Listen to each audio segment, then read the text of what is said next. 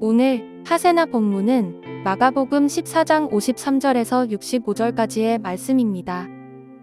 그들은 예수를 대제사장에게로 끌고 갔다.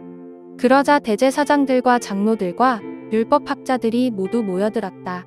베드로는 멀찍이 떨어져서 예수를 뒤따라 대제사장의 집 앞마당에까지 들어갔다. 그는 하인들과 함께 앉아 불을 쬐고 있었다. 대제사장들과 온 의회가 예수를 사형에 처하려고 그를 고소할 증거를 찾았으나 찾아내지 못하였다. 예수에게 불리하게 거짓으로 증언하는 사람이 많이 있었지만 그들의 증언은 서로 들어맞지 않았다. 더러는 일어나서 그에게 불리하게 거짓으로 증언하여 말하기를 우리가 이 사람이 말하는 것을 들었는데 내가 사람의 손으로 지은 이 성전을 허물고 손으로 짓지 않은 다른 성전을 사흘 만에 세우겠다 하였습니다. 그러나 그들의 증언도 서로 들어맞지 않았다. 그래서 대제사장이 한가운데 일어서서 예수께 물었다. 이 사람들이 그대에게 불리하게 증언하는데도 아무 답변도 하지 않소? 그러나 예수께서는 입을 다무시고 아무 대답도 하지 않으셨다. 대제사장이 예수께 물었다. 그대는 찬양을 받으실 분의 아들 그리스도요? 예수께서 말씀하셨다. 내가 바로 그이요. 당신들은 인자가 전능하신 분의 오른쪽에 앉아 있는 것과 하늘의 구름을 타고 오는 것을 보게 될 것이요. 대제사장은 자기 옷을 찢고 말하였다. 이제 우리에게 무슨 증인들이 더 필요하겠소? 여러분은 이제 하나님을 모독하는 말을 들었소. 여러분의 생각은 어떠하오? 그러자 그들은 모두 예수는 사형을 받아야 마땅하다고 정죄하였다.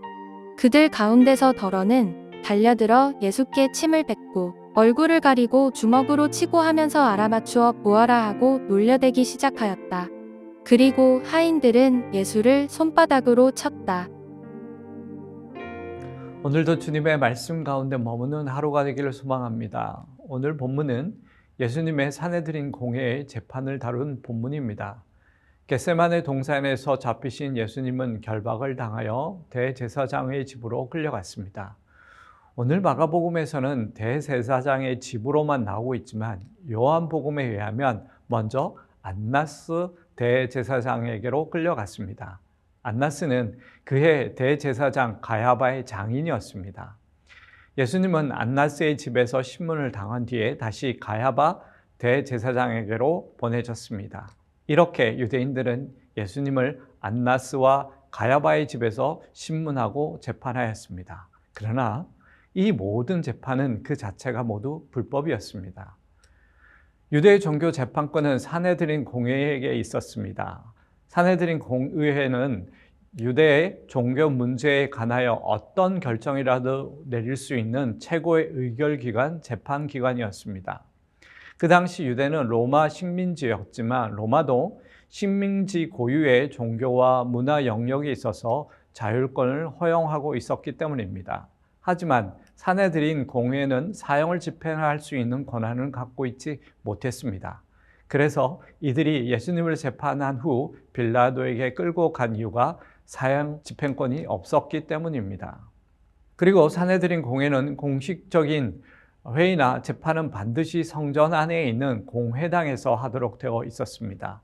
특히 사형 사건 같은 중대 재판은 반드시 이곳에서 열려야만 했습니다. 공회당 위에 다른 장소에서는 어떠한 유효한 결정도 내릴 수 없었습니다.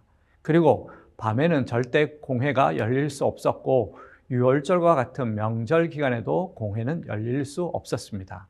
또한 증인은 적어도 2사람 이상이 있어야 했고 거짓 증거를 막기 위해 증인은 따로따로 분리되어 면밀하게 조사를 받았습니다. 그들의 증언은 모든 면에서 사소한 내용까지 모두 합치되어야 증거로 채택할 수 있었습니다. 또한 피고에게는 절대로 유도신문을 하거나 강압에 의해 어쩔 수 없이 죄를 인정하는 억압적 상황을 만들어서도 안 되었습니다. 그리고 사내들인 공회의 의원은 총 71명이었는데 그들은 최종 판결에 앞서 각자 자기의 소견을 한 명도 예외 없이 일일이 진술해야 했습니다. 그 같은 의견 진술에 있어서는 가장 나이가 어린 의원이 제일 먼저 자기의 소견을 밝혀야 했습니다. 그리고 최종 판결이 만일 사형일 경우는 하룻밤이 더 지나 다음날 아침이 되어야 그 판결을 확정할 수 있었습니다. 왜냐하면 하룻밤이 지나는 동안 공회 의원들의 마음이 바뀌어 자비를 베풀 수도 있었기 때문입니다. 그런데 예수님의 재판이었던 이번 산헤드린 공회는 이 모든 규칙을 스스로 깨트린 불법 재판이었습니다. 첫 번째는 그들은 공회당에 모이지 않고 대제사장 안나스와 가야바의 집에서 재판을 했기 때문입니다. 둘째, 그들은 밤에 모여 재판을 진행했기 때문입니다. 셋째, 오늘 본문에서도 예수님을 고소하는 증거는 서로 하나도 합치되지 않았습니다.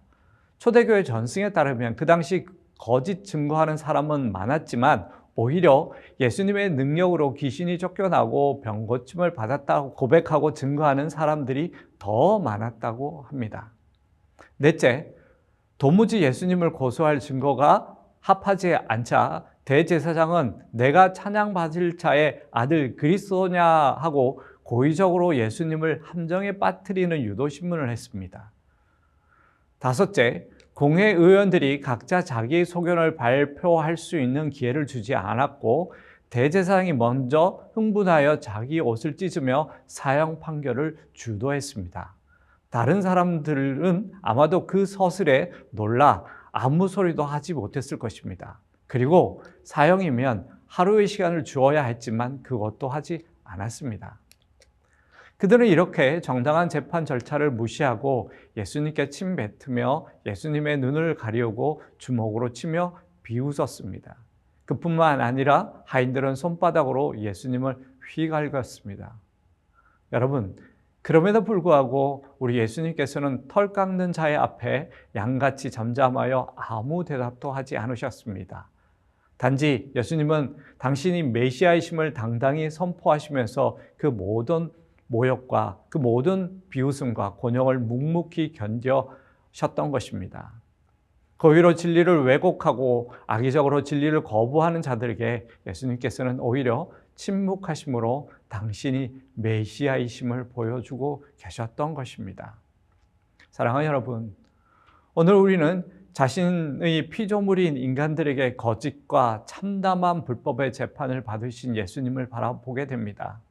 아무런 죄가 없으셨음에도 불구하고 우리를 구원하시기 위해 아무 말씀도 없이 그 모든 일을 당하셨던 우리를 향한 그 사랑을 다시 한번 생각하는 그런 하루, 그런 시간이 되기를 소망합니다.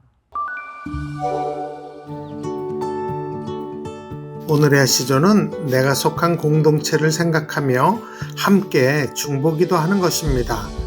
교인 한 분 이상에게 연락하여 안부를 묻고 그들의 기도 제목으로 함께 기도하는 시간을 가져보면 어떨까요? 오늘의 시조 함께 하시죠.